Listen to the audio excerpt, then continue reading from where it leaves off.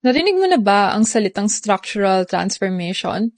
Ito ay konsepto na nanggagaling sa development economics. Ang structural transformation ay kung paano nagbabago ang isang ekonomiya base sa employment at output ng mga sektor. Sa prosesong ito, unting-unting lumilipat ang mga labor-intensive na ekonomiya mula sa agrikultura papunta sa manufacturing at kalaunan services. Lasang ginagamit ang konseptong structural transformation pagdating sa national policies o pagsusuri sa epekto ng globalization. Kaso ng Pilipinas, dati tayong agricultural-based na ekonomiya.